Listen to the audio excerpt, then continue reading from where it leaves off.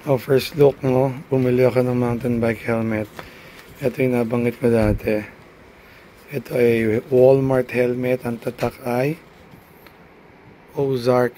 Ayan ay medium, ages 8 pataas.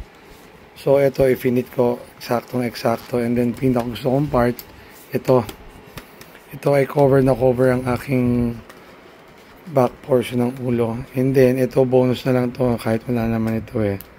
So ayan, meron siyang built-in na ilaw, no? May mga settings. Ayan. So yung mga pwede mong gamitin nga naman, bike to work, bike to school pag nauwi ka sa gabi.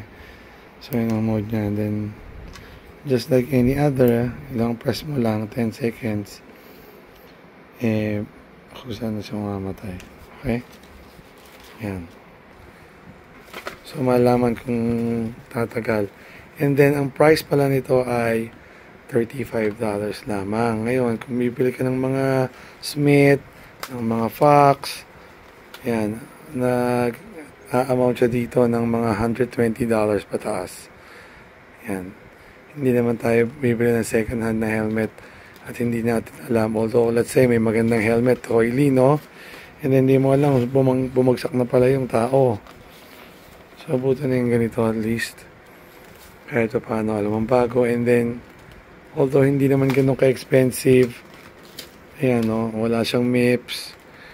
Wala naman tayong plano magpaka-fantastic sa trail, no?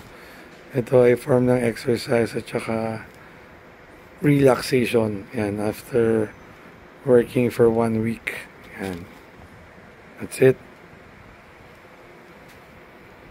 So, ito na yung look ng helmet, no? After kung, ayan, ganyan. Tapos, dito, masarap isuot kasi yapos yung ulo mo. Maganda yung fit, no? Ngayon, kung bibili ako online, let's say sa Amazon, hindi ka sure kung masarap yung fit o maganda yung fit sa ulo mo. Ayan, for $35, meron ka ng helmet.